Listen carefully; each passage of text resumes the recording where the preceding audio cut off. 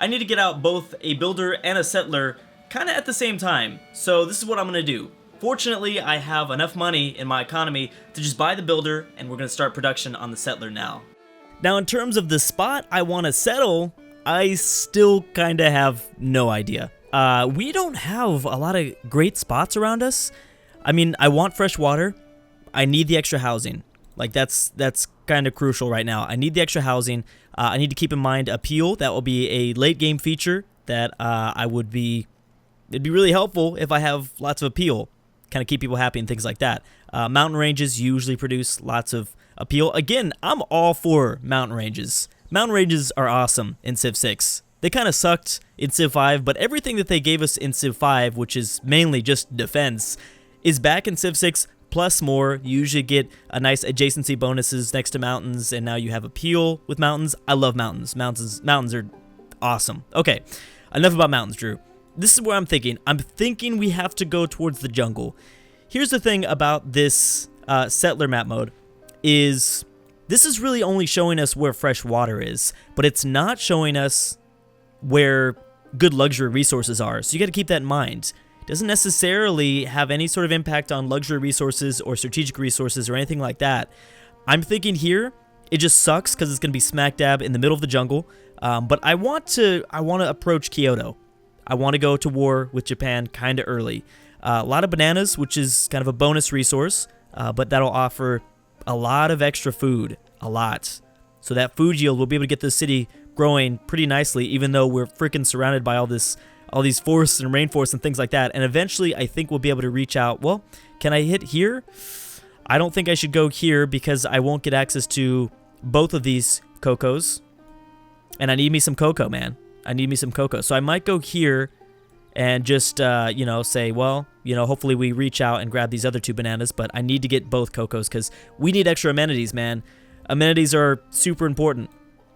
Okay, also we've got a barbarian encampment just down this way, so I'm gonna approach this. I'm guessing Scythia should be able to handle this barbarian encampment.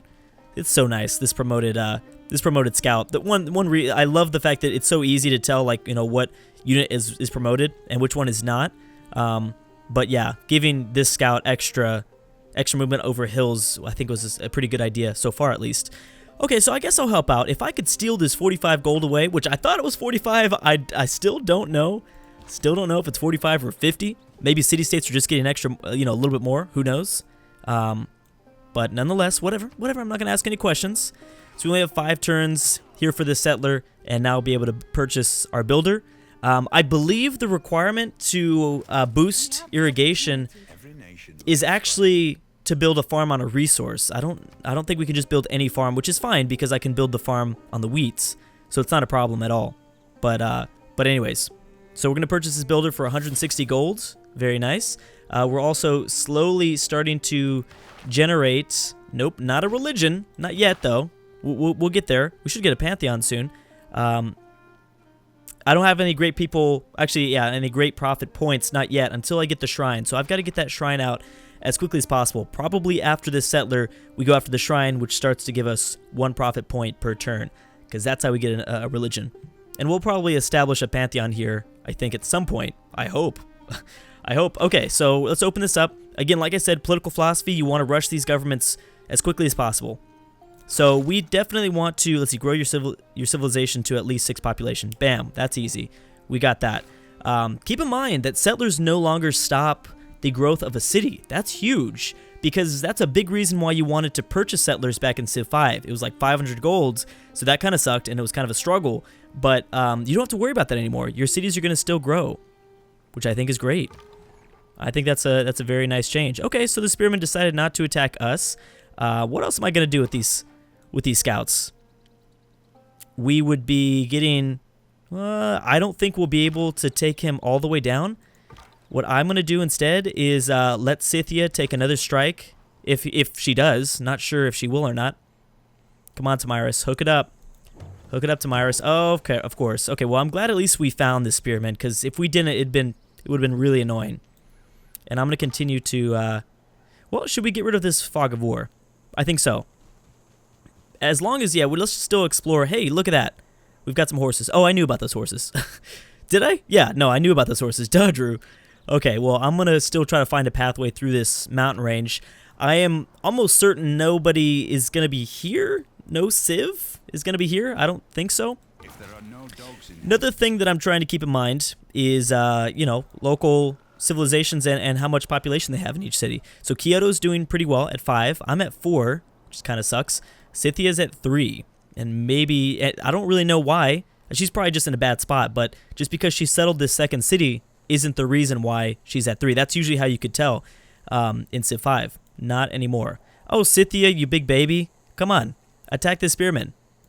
Okay, well, I'll do it like... I don't know if I'll do this second one. But just to give my scouts, my recon units, a little bit more combat ability or combat experience, we should definitely do this. So, the new units and their paths are such an amazing change because... Geez, you went down pikemen in Civ 5, and it was so annoying because pikemen sucked. Oh, no, pikemen were good, but then they upgraded to lancers, and that sucked. All units now there's anti-cavalry, I always say that wrong. There's recon units, which is what the scouts are. There's heavy cavalry. They all have good upgrade paths all throughout the game. So, you know, you don't have to worry about building pikemen and then being like, oh man, this is going to suck when they upgrade to spearmen. You got to worry, that's no longer worry anymore, which is great. So I think I need to go mining here because I need 3 extra turns before I can boost this, which is not even a problem.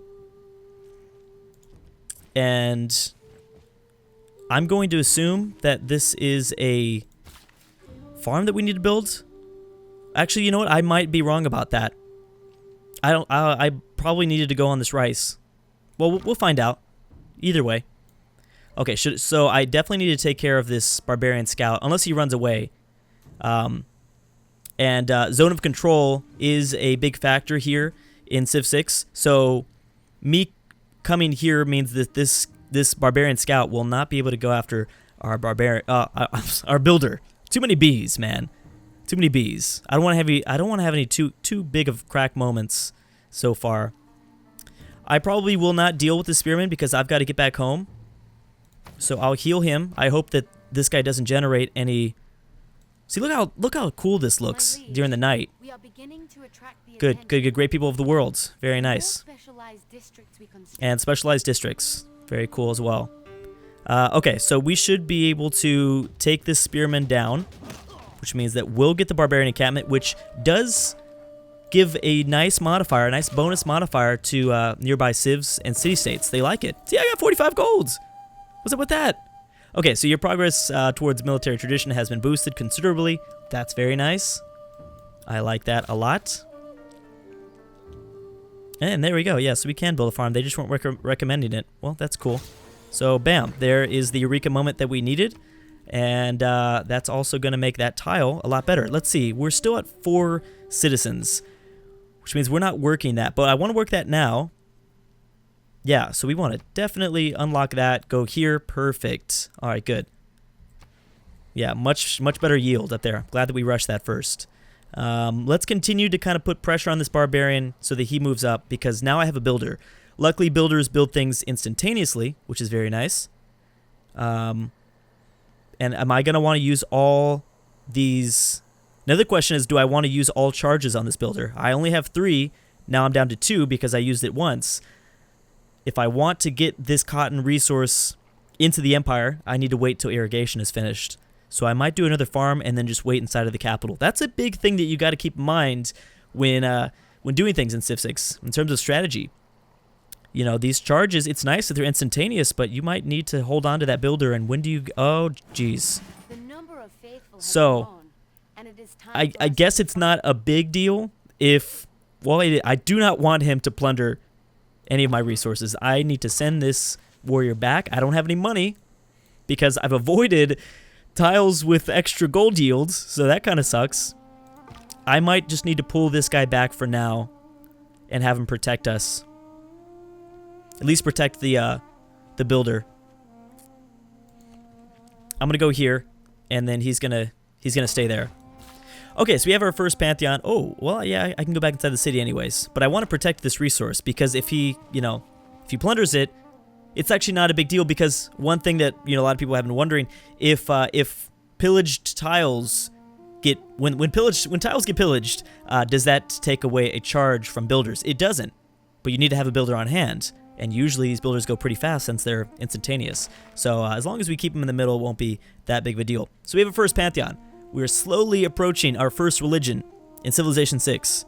There's a lot of pretty good pantheons. Another thing to keep in mind is that religions do not replace pantheons like in Civ 5. You don't get the founding civs pantheon if a religion takes your empire over.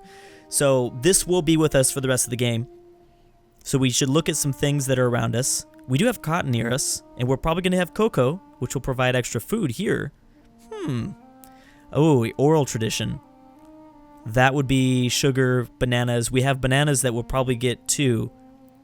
One extra culture. I like culture. I do really like culture. Or we could really push for that religious victory and go with something that will give us more faith, which I like. I really like this one. Initiation rites. Is that rites? Ritz? I don't know. Reese's. We'll just call it initiation Reese's, because I like Reese's candy. 50 faith for each barbarian outpost cleared. I think we're going to go with that one, actually.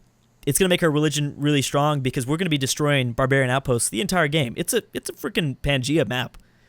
This is going to be big. You know what? I'm going to do it. I'm sure there's some people that might be saying you should have done something else, but honestly, just wait. I am very confident that this is going to be really helpful. And that's going to give us a lot of faith over the game, which means, more missionaries and more apostles. Is that what they're called? Something like that. Something like that. Nice, we have a promotion available, which means this unit is pretty weak, but he's going to get a nice 50 boost. Like, there's no more instant heal. You just get it automatically. Since we gave movement on hills to the other one, let's give movement on woods and rainforest terrain. There we go. And unfortunately, you are kind of screwed. You didn't get a promotion. Maybe next time. Maybe next time. Okay, so Scythia has a lot of units. I'm starting to notice that now. Scythia has a lot of units, and we just destroyed that barbarian encampment next to her. It might have been a good idea. Holy crap. Well, there's a lot of barbarians anyways. This is why I'm saying that Pantheon is going to be huge. Trust me on this one. It's going to be very helpful. So I'm going to run back home because I'll be able to heal a lot faster inside of my own territory. This dude, on the other hand, I'm gonna trust that this scout isn't stupid. Actually, I don't know. I don't know if I should do that. Let's go after the slinger. This should be a pretty big win because he's a ranged unit. Oh, come on. We missed the combat. All right, well, there you go. He's down to one dude, so not a big deal. So yeah, definitely. This is where I want to go. This is where we're going to want to go. Actually, we might have access to a desert tile, which is big because everyone's favorite, at least in the Civ community, everyone's favorite wonder, the Petra, needs access to a desert tile. And that is a pretty awesome wonder to grab if we have a desert city. Okay, so this is for our builder. I'm going to take one turn. I'm going to do this once.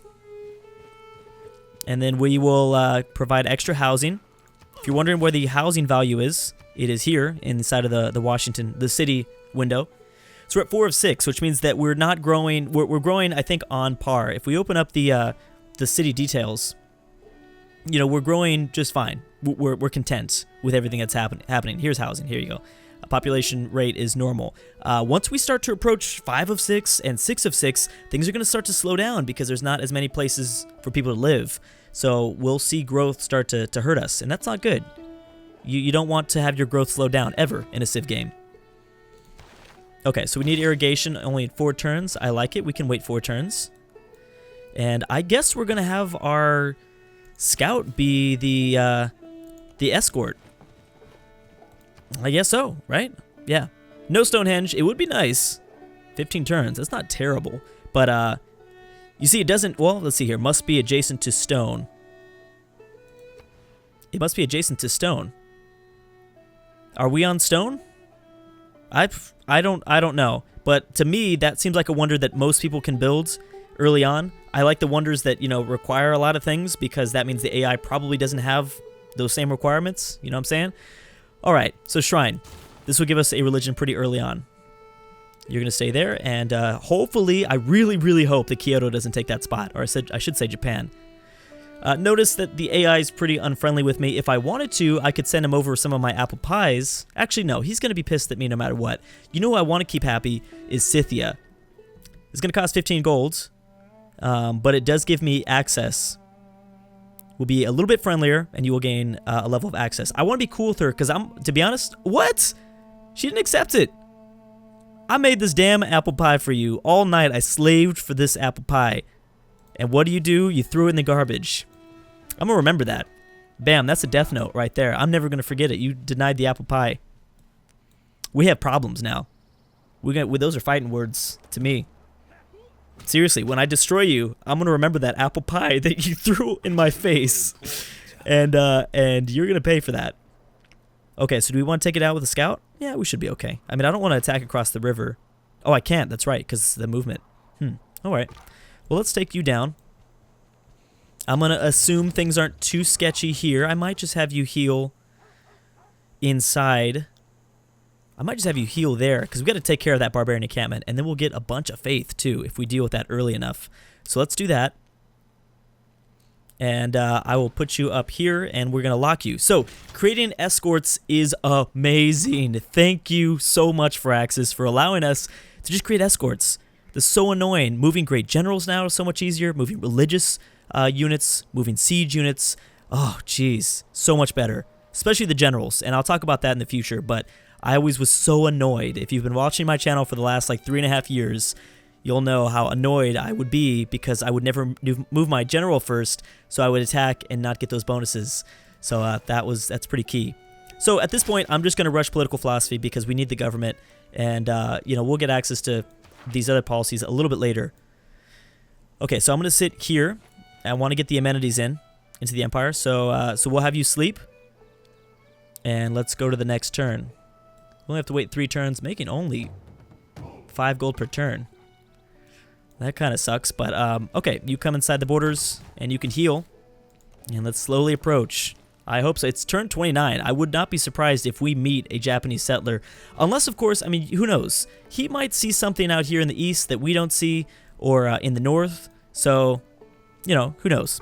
So let's go after this barbarian encampment. Now, this is a spearman, so he's going to have a little bit more bone. Oh my gosh, he's going to have so much more. He's fortified. Another cool thing is that the tooltip now shows you different modifiers for combat in terms of defense. So like this is a plains hill, so it's pretty much a hill. It's going to give you a defense modifier of 3. So certain things give you defense modifiers. Same thing for the woods. Open terrain is probably not going to give you anything, right? Yeah, no defense modifier. So another cool thing to take note of. Okay, so we're going to have to wait before we enter the forest. The scary forest. All right, and our shrine is being built, so you can... Jeez, that thing is too loud. You can see our little shrine being built, which is pretty awesome. Just like we can see the wonders being built. I didn't even realize in video 1 that I had access to 2 citrus. I will have access to 2 citrus. Maybe actually 3. I'm glad that I didn't move towards this copper, because that's just a bonus resource. Who cares about that, right? Please, Japan, don't be here. Please, Japan, don't... Oh, we already finished irrigation? How did we do that? So we boosted bronze working. It looks like we will not get access to see where iron is before we settle that second city. But let's go with bronze working, because we can build an encampment and we can start building our military up. Oh, geez. Okay, so let's see what he does. And I might bring some scouts over to help reinforce. But I want that faith boost. Early in the game, getting 50 faith would be really nice. Okay, so he's going to come after us. Okay, so you're worrying about our happiness, but that's fine. And then I'm going to approach here, and we need to be next to fresh water. Fresh water is important. And I think a granary would be a smart choice next, since it's going to give us more housing and food. So housing can be improved by the spot that you settle, by tile improvements, and then by buildings. Those 3 things. Mainly buildings at the end, because then you can build neighborhoods and things like that, which really improve housing overall. See, right now I'm -1 in terms of amenities, so that's slowing my growth a little bit down. But anyways, we're going to settle our second city, or just our second city. There is another barbarian encampment. I promise you guys, that pantheon is going to be amazing for us. I gotta be honest, I'm a little worried that Scythia did not take our offer of the apple pie. I'm offended, but I'm also a little bit worried because she does not like me at the moment. Neither does Japan. I don't really care about that. I'm gonna take them out anyways. I was hoping that I could be cool with her, maybe get up our status maybe to friendly.